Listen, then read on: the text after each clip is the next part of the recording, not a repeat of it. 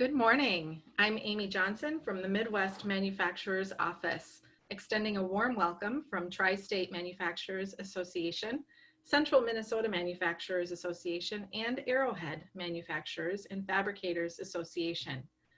We really appreciate that you are taking time from your busy schedule to join us. Our goal is to provide content that specifically helps manufacturers and to provide manufacturing solutions. Today, we welcome you to session 2, featuring a discussion on mastering search engine optimization tactics. To start us off, I would like to introduce Becky Hauschild from Eggen Marketing Group. Becky has been a member of TSMA for 7 years and has been the owner of Eggen Group Marketing for over 20 years, working with manufacturers in West Central Minnesota on SEO, paid search, content creation, video productions, print materials, and more. Welcome, Becky. Well, thank you, Amy. It's great to have everybody today. We are so excited to talk to you a little bit about SEO. But probably the first thing we should do is define what exactly is SEO, right? So we'll be doing that as the first item, followed by on-page and off-page SEO information. Next, we'll cover SEO optimization, a little bit on content creation. We have some case studies for you. And lastly, we'll end with some questions. So let's get started. What exactly is search engine optimization, or SEO? Well, SEO entails optimizing a website for specific keywords so it ranks high on search result pages on Google, Yahoo, Bing, or other search engines. It's a proven way to increase traffic to your website, and we believe one of the most cost-effective online marketing channels. This is particularly true for B2B marketing and manufacturing marketing, because buyers have been really diligent doing research for their different options, and they tend to evaluate potential vendors strictly from their website before they ever talk to a human being, before they have a product demo or any kind of sales opportunities. So it's really important to have a good website and a good website experience.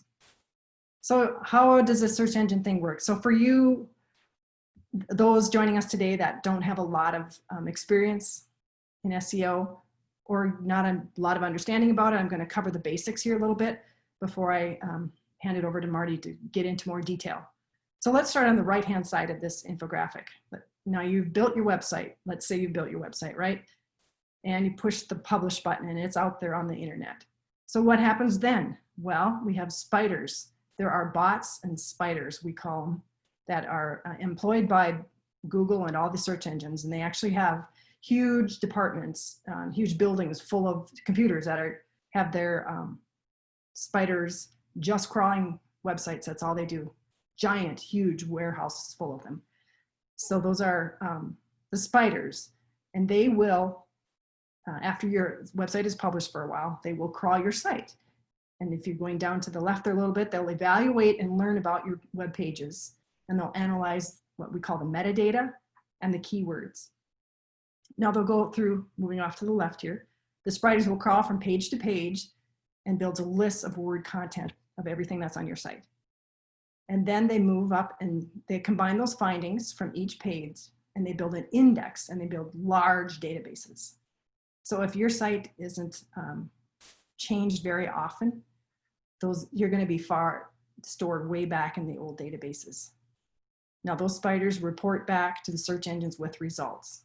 So someone goes to their computer, sits down with Google or another search engine, and they type in a keyword or type in for whatever they're looking for, whatever they want to find out about. And the search engines use algorithms to make sense of what it is that you're looking for. And they pull out relevant results from those indexes they created by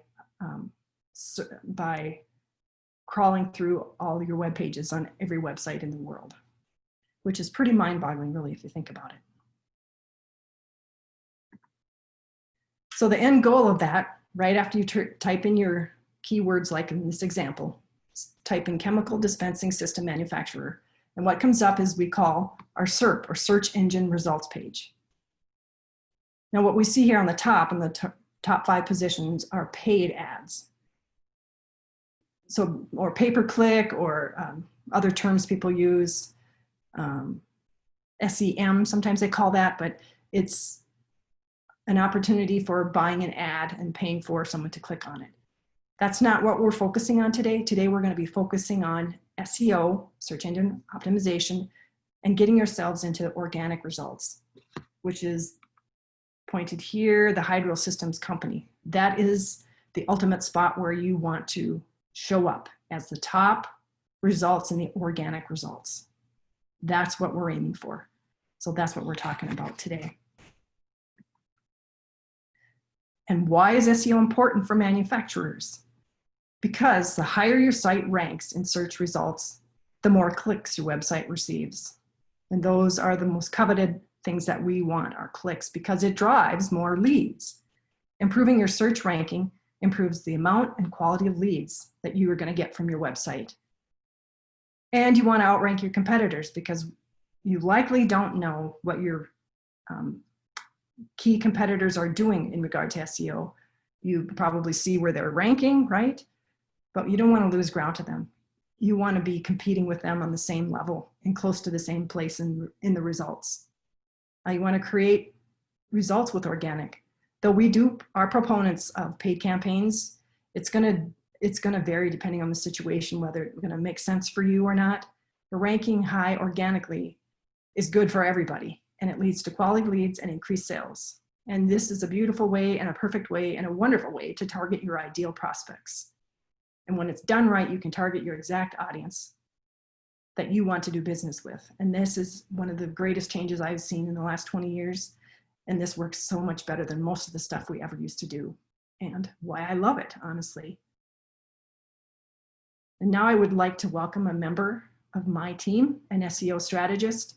Marty has been working in digital marketing for a decade. He has an advanced certification in Google AdWords and advanced training in SEO. He has consulted successfully with small startup companies all the way up to Fortune 500 on their SEO tactics. Are you ready to get started, Marty? Thank you, Becky. Thank you, everybody, for joining us. I appreciate the opportunity to share a little bit of knowledge with you to go over the intricacies of search engine optimization, or SEO. There's a lot that goes involved with this, but I'm going to try to give you a high-level overview. But at any point in time that you guys need more information after this presentation done, just reach out to us. We'd be happy to share whatever information we have, okay? The first thing I want to do is talk about SEO and the two different strategies and aspects of it. There's on-page SEO, and there's also off-page SEO, okay? So the differences between those two is on-page SEO relates to the optimization of your site, its content, the code, and the target keywords that are within it, okay? It's everything that you have that you can control. The off-page SEO relates to the optimization of links that are pointing to your site. So with on-page SEO, you have a more control over the quality and the direction of your strategy, as it's all about the website and the contents that are within it. Off-page SEO is more reliant to outside sources that control what and how you can optimize, okay? So because, on-page SEO is the most focused, we usually start with an off-page SEO strategy. It's a little bit different from on-page. Okay, so let's look at the intricacies of on-page SEO. We'll start off with a high-level overview for 12 key points for on-page SEO. Okay, and I'll go over each one of these here in just a second. So find the right keywords or keyword sets. Start your title tag with a keyword. Drop your keyword within the first paragraph of your content. Use SEO-friendly URLs. Post long and engaging content. Optimize your images and alt tags. Boost your site speed. Take advantage of the H1, H2, H3 hierarchy. Use internal and outbound links. Use responsive design. Consider long tail keywords. And boost your content with relevant images and videos.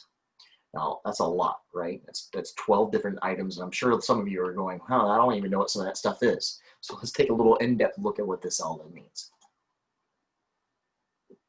Okay, the very first one It's probably one of the most important ones. Is find the right keyword and keyword sets. Okay, when selecting keywords to target for on-page SEO, ensure that your keywords have a substantial number of monthly search volumes. Okay, if you're going after a keyword search term that only has 10 searches a month, it's not going to net you a whole lot. If you're going after something that gives you hundreds or thousands of search terms a month, that's going to be more valuable to you. Also, make sure that the competition for those keywords is low to moderate.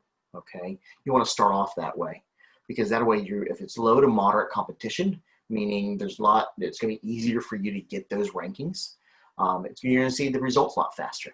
Okay, as it's difficult and takes longer to displace larger established sites from those search results page. Okay, not that you can't, it just may take a little longer. Okay, start your title tag with a keyword. Okay, the title tag is the title of your page. Okay, it's a tag that you put on there to say, hey, Google, this is what the title of this page is. And it's one of the most important things for on-page SEO. Okay, because that's the first thing Google looks at. What do you say this page is about? Okay, so in general, the closer the keywords to the beginning of the title tag, the more weight it has in the search engines. So when you not just put hey, as you know, Google, this is about XYZ, but then if you don't talk about XYZ on your page, Google's going to go, you know what, you're trying to tell me it's about this, but it's not really about that. So you want to make sure that keyword that's also in your title tag is very close to the title tag itself. So that way you know exactly, Google will know exactly what it's about. You want to drop your keyword within the first paragraph. Okay, again, you want to put that keyword as close as you can up to the title tag and up to the front. Okay. Within the first 100 to 150 words in your article. Okay, you don't want it to be in the first sentence necessarily, because it's kind of hard to put your keywords in a very first sentence. You want to make sure it sounds good. Just remember, there's two different audiences for your content on your page. There's an audience that you want people to read it and to be your customers, but the second audience is Google. Okay, so we're going to be talking about the Google audience first, but you also want to make sure that it's readable and that the audience that looks at it and is going to buy from you it makes it sound good. Use SEO-friendly URLs. Okay, what's a URL? Okay, that's that little title at the very top of the search bar. Okay, that's the address that you're saying that page represents, and you can control that. Okay, a lot of websites you can actually type in exactly what you want your URL to be. Again, the URLs can have a keyword data within it, but it must be related to the content being displayed. Again, same thing with title tags. You can tell Google you're about that page, but if you don't talk about that, then they're going to know something's not right. Post long and engaging content. The SEO adage, length is strength, is true. Okay, the longer the content tends to rank significantly higher on Google's first page. The posts that are about 1,500 words or longer will rank better typically than shorter posts. Okay, an easy way to check that is, say you want to work for a very valid keyword within your industry. Well, type that keyword into Google, see who comes up. Okay, if there's somebody that comes up better than you or number one and you want to see why, click on that link and go to that page and see exactly why, right? Typically it's going to have lots of content, lots of imagery, and you'll be able to see what that looks like. Okay, that'll give you an idea what to do. Optimize your images and alt tags. Okay, one of the most overlooked things. Okay, Google, when they scroll your site, they don't look at the pretty imagery and the backgrounds and the colors and the layout of everything. They look at the words and the content on the backside in a programmatic way. So they don't actually see an image. What they see is what you call that image and what you describe that image as being. Okay, this is one of the most importantly overlooked items as well. Also, to be ADA compliant, you need to be able to tell Google, hey, this is the image and what that image actually is. Okay, so make sure at least one image file, where the file where the image is actually stored, includes your target keyword. I would use a general keywords and just relative, so that way that file can be used for other keywords as well. But that keyword target is also part of your image alt text. Okay, so like I said, Google doesn't see imagery; they're only going to see what you actually call that image. So you want to call it out. Now you don't want to just say, "Hey, this is a picture of a widget." Okay, you want to say, hey, this is a picture of a widget in use or in action, or this is us actually making the widget. You want to kind of describe it a little bit, because remember, the ADA compliant people, the ones who can't really read the text if they have Google read it to them, will actually have, they'll actually be able to hear and see what that is. Okay, not really see, they can actually hear it, or what the actual image is. Boost site speed. Google has stated that the page loading speed is an SEO ranking signal. Okay, Google's all about speed. That's how they became the #1 search engine, is because it gets you the rankings fastest. You can boost your site speed by compressing your images, cleaning up bad code, and even switching to faster hosting. There's lots of little tips and tricks that you can actually try to get that done. Take advantage of the H1, H2, H3 hierarchy. The structure of your website is actually very important. Google uses that kind of like an outline. Whenever you create an outline and it has lots of information on there, outline makes it easier to read. Google does the same thing. They want to look at your H1 tags, which is usually called a header tag. Then your H2 tags are for subheadings. Your H3, H4, and additional subsets is your guide, right? Now, your web developer will be the ones that actually probably implement that, unless you're actually your own web developer.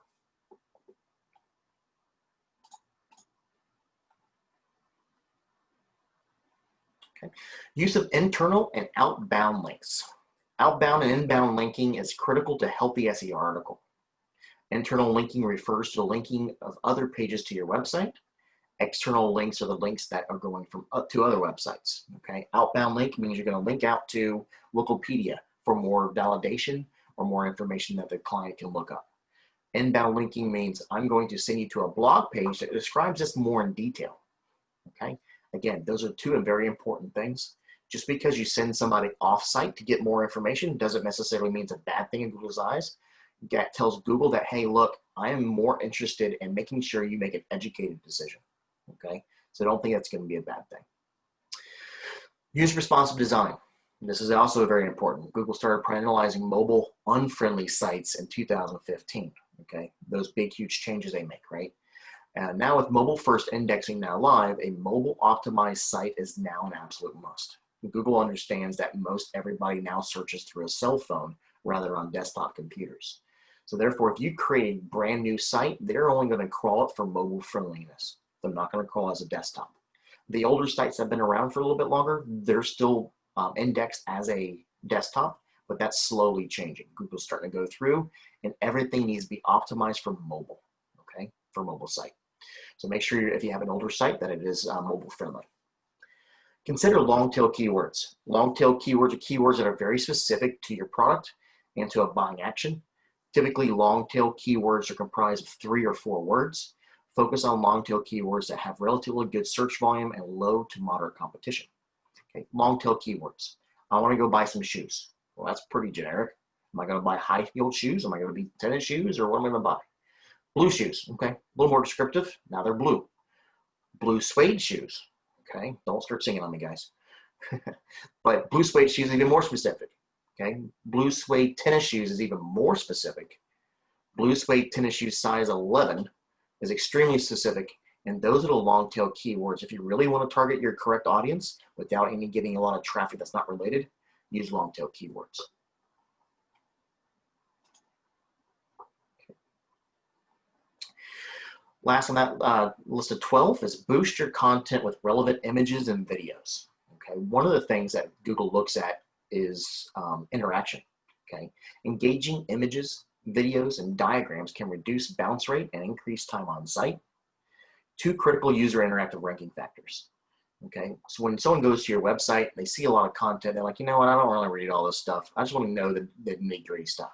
Well, if they have nice, engaging images, they're going to take a little bit longer time to look at that image. If you have a great video, they might actually watch the video. What that does is increases their time looking at that page. Google sees that and says, huh, they're more engaged. They must find what they're looking for on this page. Okay, again, one of the also overlooked things on SEO. Okay, so let's talk a little bit about optimizing your website for SEO. We talked about all the different strategies in a high-level look.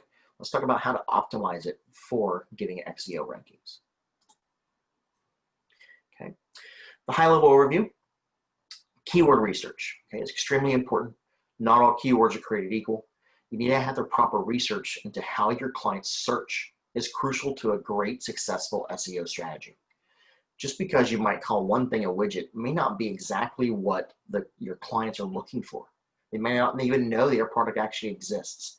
So what you need to do is think of, what pain point am I solving? I'm getting ahead of myself, but that's extremely important. You want to figure out what their pain point is and how would your clients actually search for your product so you can help them with that pain point.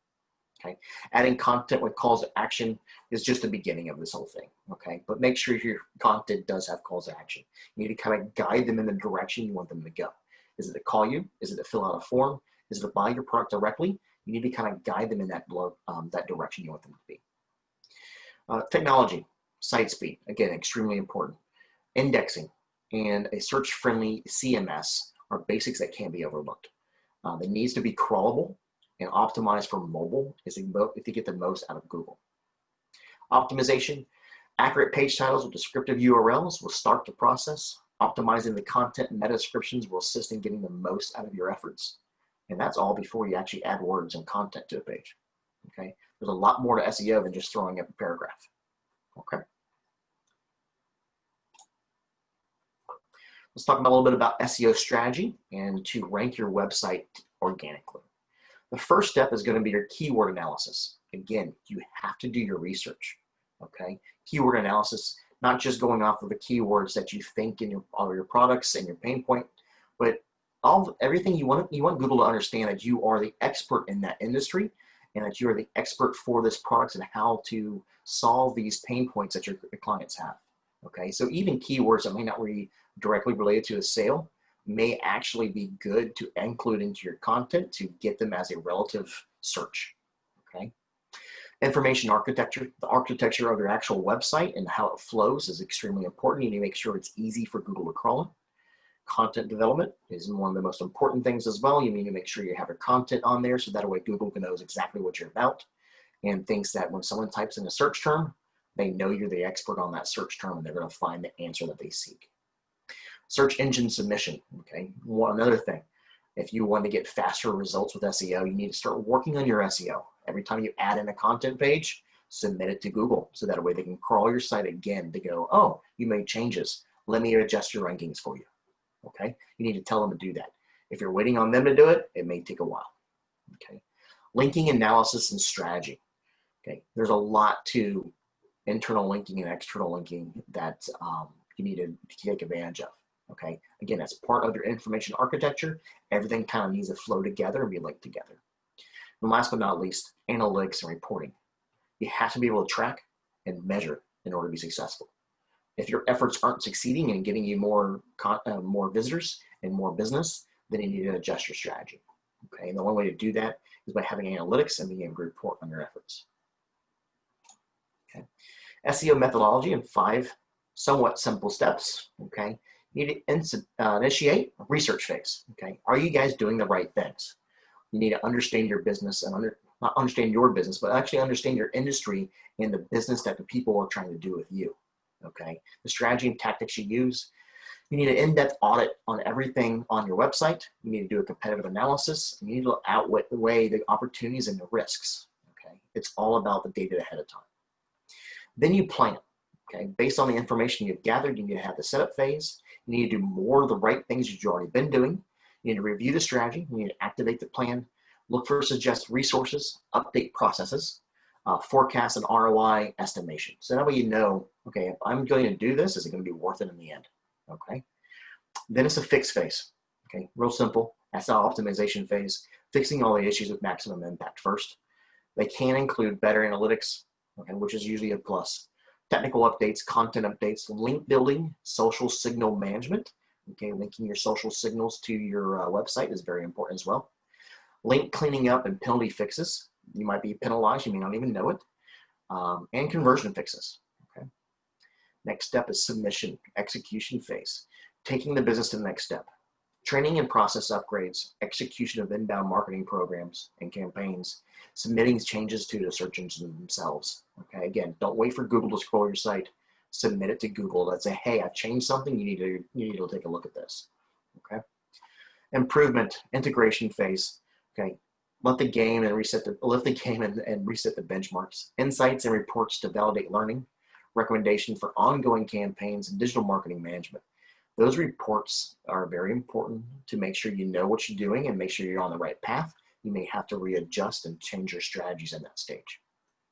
Okay. So let's look at the life cycle of SEO.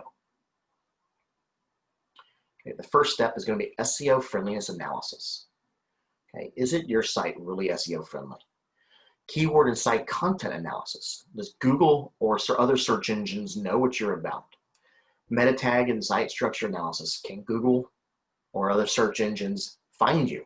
Okay, it's one thing to have all the site content in the right places, but can Google actually find you and scroll through your site appropriately to make sure it's all accurate? Okay, that's the first 3 steps is all data. It's all analysis. Okay, that's extremely important. That's why it's in there 3 times. Sitemap creation. Okay, we got to start with a great structure. You got to start with building your house and your foundation first. Make sure it's good and strong. Then you have to optimize for SEO optimization on the next slide, on the next number 5. SEO optimization and content development. That's where you start adding in your keywords, figuring out what content you need to either create or curate, meaning you can probably take some pages you already have and just kind of make them better. Okay. Link building. Again, that's internal linking and external linking. You need to have a great strategy for that. The internal linking goes along with your sitemap creation, making sure your keywords that are part of one group set are all linked together. Then number 7, directory submission, write blogs and articles. Again, might kind of sound like a repeat, but you want to make sure you submit everything correctly. Submit to Google, submit to different directories, write your blogs and your articles. And then number 8, website analytics and competitor analysis. Okay, so the competitor analysis you want to do first because you want to see exactly where your competition are and how you rank against them. But then after you do all your SEO efforts, you want to go again to see exactly, well, did it work, right? Am I getting one over on my competitors? Am I slowly gaining ground and gaining traction? Or did I go ahead and just automatically leapfrog over them because they weren't doing a very good job in the first place? Okay, your website analytics and competitor analysis is going to be very important. Okay, again, 8, 1, 2, and 3. Half of SEO is analysis and tracking, okay? We use about 12 different search tools to help us do our jobs. So there's a lot that goes into all of that. So SEO optimization, what are you going to expect? So in summary, SEO is not a quick traffic strategy. It takes great content, sound SEO practices, and time to establish trust with Google. It is a long-term investment. You're not going to get results overnight. Increasing your website rankings for specific keywords related to your products and industry while creating content that your users appeal to will generate traffic and leads for years to come. SEO optimization is the best ROI that you can do for digital marketing. Okay, I'm not saying paid traffic's not viable. I love it. That's where I cut my teeth in digital marketing. It's a great platform to use as long as you use it correctly. You can guarantee you're going to be getting ROI with paid optimization if you do it correctly. However, if you don't have to pay for those clicks and pay for that paid advertising, and you can get it naturally through optimized SEO, that's going to be a better ROI for you. Okay. One of the most important things about SEO is not just your site linking and things like that, but it's your content itself. You have to show Google that you are the expert in that. And I know the first presentation was going to be about content, but I think it's really important, and we need to make sure it's addressed here with SEO as well. So content marketing is a strategic marketing approach used to creating and distributing valuable, relevant, and consistent content to attract and retain a clearly defined audience, ultimately to drive profitable customer action. Okay, so what does that look like? Okay, first off, you just can't start creating content and throw it up there. You need to figure out who your target audience is. Developing a content marketing plan without identifying the target audiences is like shooting an arrow in the dark. If you don't know who you're trying to reach, then regardless of how remarkable your content is, it will have little chance for success. During this part of the process, ask questions. Simple as that.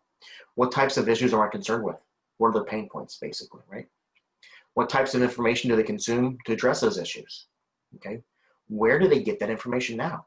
Where are the people, my clients, getting their information now? And how do they typically interact with the information and the companies that produce that information? Do they just search around and find the information and then they leave? Or do they actually become clients themselves? And then also, you want to take a look at your current clients. What are they doing? What's that look like? Okay, that's one of the ones your best customers are the ones you want to kind of duplicate.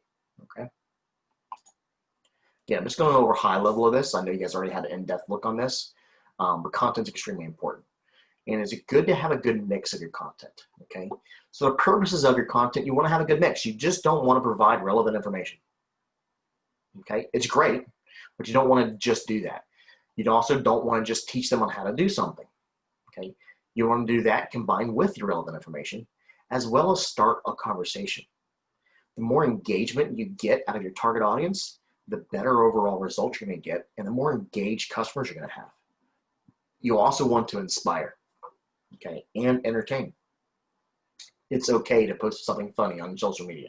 It really is, okay? You also want it to be enjoyable. Content presentation methods, written articles, videos, and infographics. Use a certain mix. If the only thing you do is where I put up a bunch of written articles, it's going to be very boring, okay? I read a book to go to sleep. It just always puts me to sleep. If there was an infographic or a video in there, I probably wouldn't be sleeping, but written articles just put me to sleep. But it's a great way to digest a lot of information. If you just had videos, that's going to get boring as well. Same thing with just infographics. You need to have a great mix of all that. And hopefully my wife didn't tell me about hear me about that book comment. Okay, content marketing mix. For the different mixes that you have to kind of address those in different ways. Okay, so awareness, consideration, decision, and re-engagement. You measure these things differently. Okay, for awareness, you need to look at social shares and brand mentions. Okay, if I'm having an awareness campaign, I need to make sure that people can see exactly what it is, and you want to measure it that way. Are people actually seeing this? To build up your brand, you use industry articles, infographics, videos, and social share. Okay, consideration phase. Okay, are people going to consider you? Okay, that's product knowledge. Testimonials, white papers, case studies, and webinars. Okay, you measure that by inbound links and site traffic. Okay, is what you're doing working? Is it bringing more visitors to your site? That's the ultimate thing. Decision making, your click-through rate and conversions. You already got them to your site, so now you got to get them to be customers of yours. That's product comparison tools and demos. Again, measure through click-through rate and your conversions. That's how you're gonna be able to track that. Re-engagement or remarketing, brand advocacy. Okay, the people who already bought from you, are they sharing that information? Tutorials, blogs, online forums, webinars. You measure that by social influence, referrals, and the share of your voice. Okay, again, so it's all about reporting, right? So there's different reporting for different ways that you're trying to get your content to reach other people.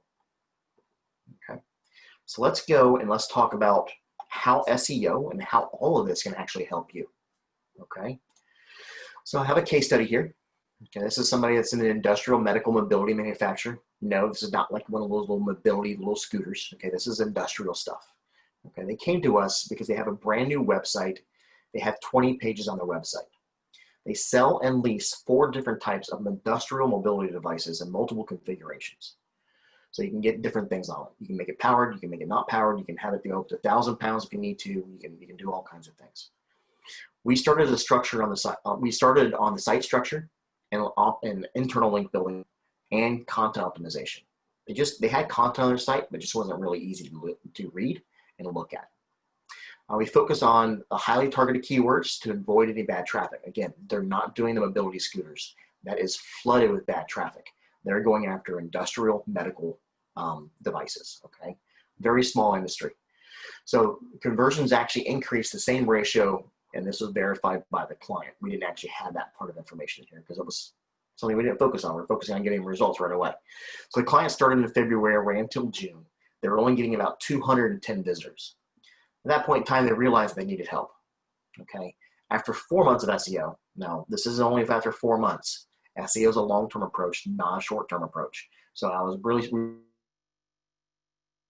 traffic already. We started adding content in July, and by mid-October, they had 900 visitors, okay? Now again, 900 visitors on average per month may not sound like a lot to some of you people, but this is a very extremely small niche. These devices cost tens of thousands of dollars, okay? After 1 year of SEO, the client had over 2,500 average visitors per month. That is an increase of 1,190%, okay? They were pretty happy with just 1 year of SEO, all right? Now, yes, this is a case study of a great example of, but it was really difficult because we had to go after extremely highly targeted keywords. So it can be done, okay? One more that we have, industrial metal part manufacturer. We focused on rankings for the main keyword set. Of the 202 keywords that we tracked, We increased those keyword rankings by 5,887 positions. Sounds like an outrageous number, right? Many of those were from positions 1 to 100 plus. Okay, so we brought some of those positions up from 98 position up to pick positions 4 and 5 to get some organic market share. Okay, by doing that, getting those some of those longer tail keywords very low on the rankings for, on page 9 and 10 when no one ever sees you. We get some of those longer tail keywords that have less traffic, get them up in positions 4 and 5, and yes, now you're getting 30, 40 additional people coming to your website per each one of those keywords. We're able to increase 317% increase in new users within 12 months. Okay, the orange line in here is going to be the 2019 users. The blue line is going to be the 2020 users. Now, yes, this is during COVID. Okay. Okay.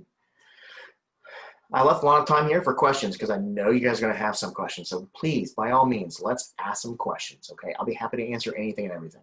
I have no magic wand that just sprinkles everything over there and everything kind of works. We use great solid strategies and tactics so that way I can help you guys out, and I'm free to share whatever I need. Okay. Hey Marty, this is Amy. I did send a chat out to everybody to let you know that we would be hosting this Q&A. So feel free to enter your questions through the Zoom group chat. If you look at the bottom of your screen and scroll over chat and click that, you'll be able to enter your question there and I will read it to Marty. We don't have any questions as of right now, but I did think of one and hopefully it will help get people's minds thinking of more questions. I know it's a lot of information and new information to a lot of us. But one thing that caught my mind is when you were talking about submitting changes to Google. So can you talk a little bit about that? Because it sounds like when you're setting up your website and you're trying to enter keywords and that which you spoke of that organically will be pulled by a Google search, right? So why is there a situation where you would have to notify Google of your changes, and how do you even go about that? So Google doesn't scan your site every day. Google doesn't scan your site every month, every week, or every month, unless you're making constant changes all the time. They think, at first they're going to scan your site and say, okay, you have a brand new site. Here you are, I got you indexed, and then it might check back to see if there are any more changes. If you haven't made changes in a while, they're going to stop scrolling your site. They have better uses of their resources. So if you start making some changes, then you need to let Google know, hey, Google, I made some changes. I need you to look at that. Okay, so whenever we first get a client, we not only do we set them up, get access to their website, but we also need access to their analytics so we can track and measure everything. We also need access to their search console, so that way we can talk to Google and say, hey, Google, go scroll my site. I just added it to the content page. Okay, so Google may crawl a site once a month, may crawl a site once a year, depending on how much changes have actually been made. So it's always better to go ahead and tell Google that you've actually made some changes, so that way you're not waiting for them to crawl your site again. Interesting. Thank you. Yeah. So, that might have worked because we have a couple questions coming in. Good. So, now from Joey Haley, we sell products from different vendors. Should we focus on individual pages or each product for each product, or a page for a group of similar products? Okay, so kind of if you sell your products online like an e-commerce store, it's going to be kind of hard. You want to make sure you have a product page, and you do want to tell you what, cornerstone pages and evergreen pages. Okay, I'm going to use a technical term there. You want to have an outline page about the complete group of those products, but then you also want to have supporting pages about each individual one of those products together. And if it's an e-commerce page, you're going to have product pages that are going to do that. Make sure you can add content as much as you can in there. But if it's just a product pages that you're talking about, because you're getting its custom stuff, then yes, you want to have one big overlying page. Then you can have blogs or articles about the individual ones. People may not actually go to those blogs or articles, but Google will. Google will scroll your whole site. Okay, so they're letting Google know, hey, look, I have an article about widgets, But then I have this particular widget over here I have another article about. Then I have another widget over here that we have another article about. Then I have one over here we have an article about. And Google will see as a whole that you're really an expert on this because they're all going to link to that main page. Okay, that's part of site structure and making sure you have enough content on that. So the answer is both. You'll have one main page and you want to link other pages to that with different content. Great, thank you, Marty. Now from Jessica, the next question is, what level of investment do you recommend for SEO, specifically for SMB, that don't have a lot of funds, especially during COVID? Yes, that's the ultimate question, is what kind of level of investment. So you can go to lots of SEO companies and they'll like, hey, sign up for a 6-month agreement or sign up for a 12-month agreement. What I personally like to do is the way we do it, we've been doing it for years, is let's do the research first. Okay, I want to be able to set proper expectations, not just for you, but for me as well. This research will actually let us know exactly what it's going to take to get you where you want to go in your time frame. So if you're like, I need results now, so you're going to probably be paying a little bit more, okay, get the results a lot faster. Whereas, you know what, I can wait 6 months to a year, so therefore I can spread that budget out a little bit. We don't really focus on packages deals. We use like a block of time, so that way we can focus on exactly what you want to do.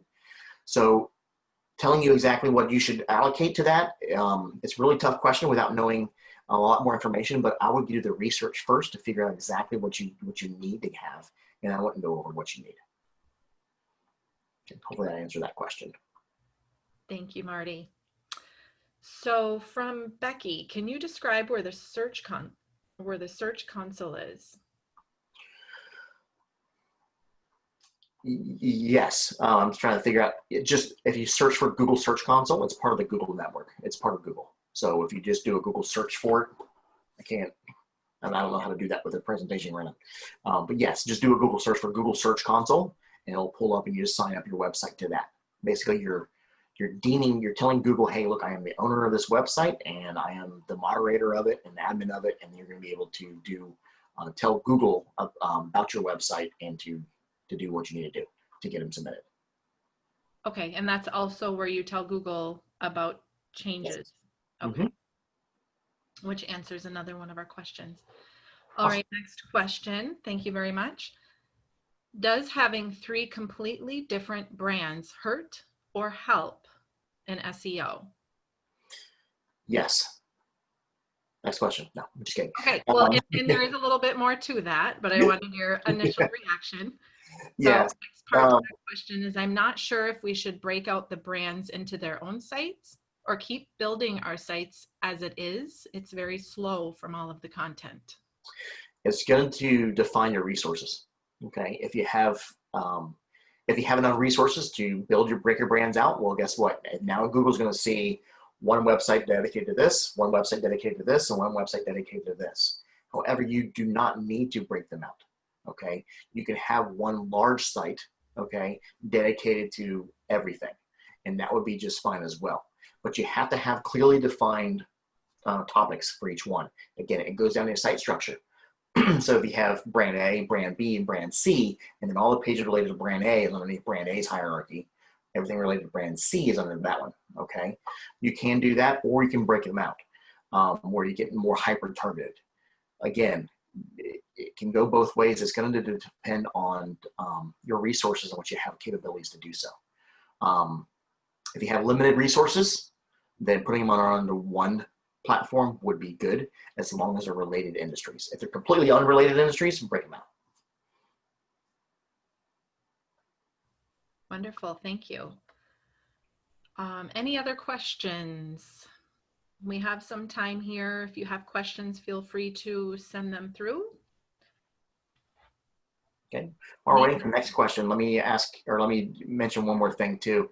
If a lot of you are having local clients, okay, if you're in a large metropolitan area and you get a lot of local clients as well, there's another side of SEO called local SEO. It used to actually be called Google Local.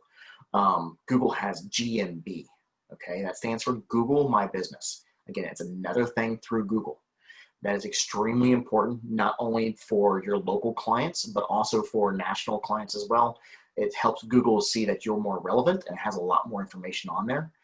Consider that another website.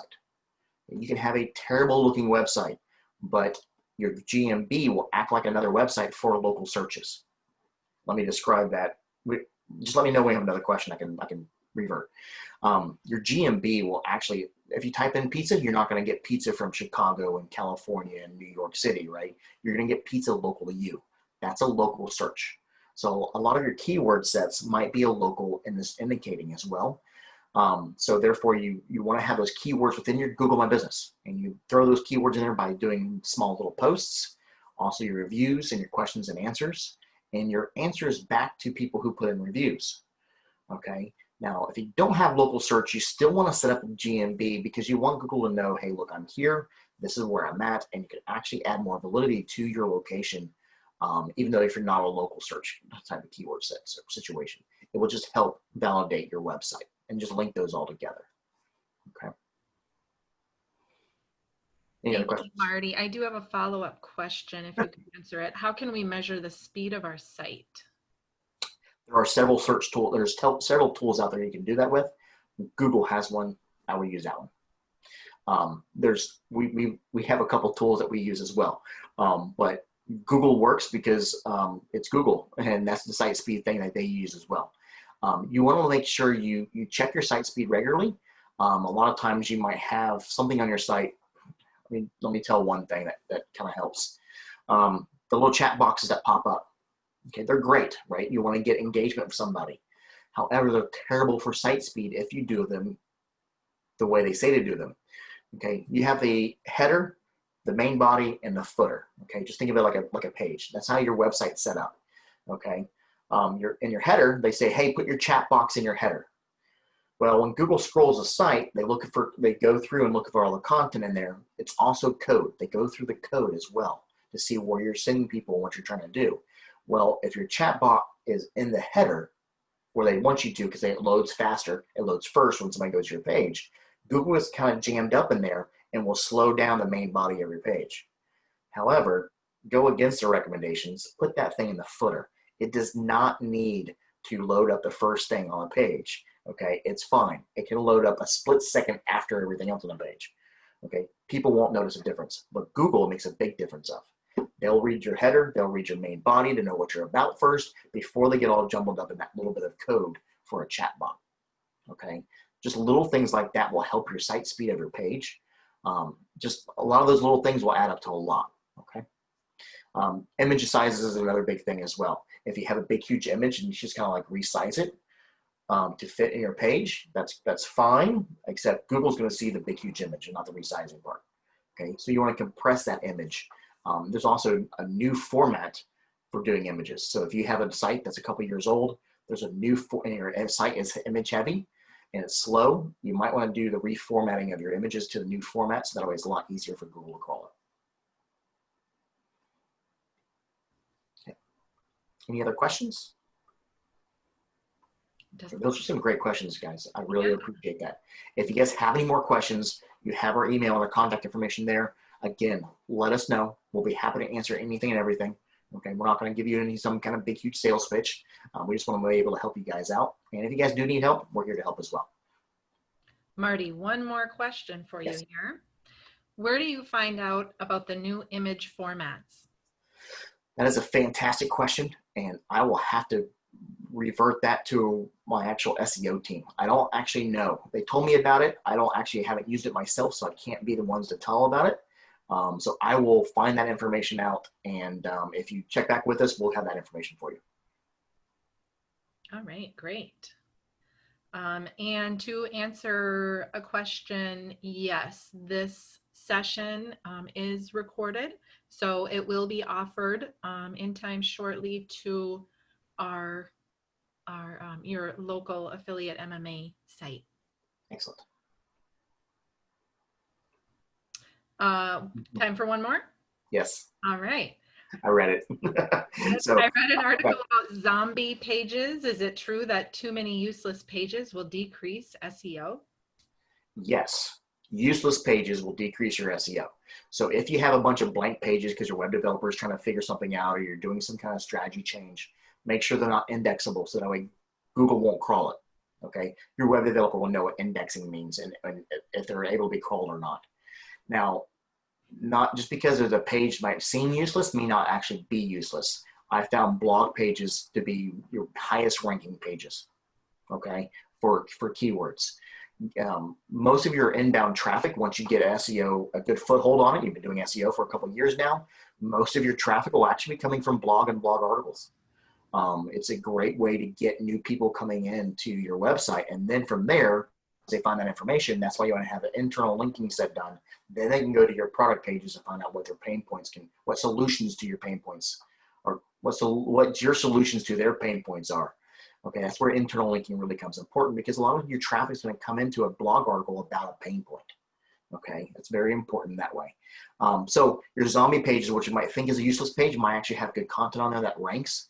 That's why you want to make sure you do analysis and you do keyword ranking reports, and you can find out what pages rank for what.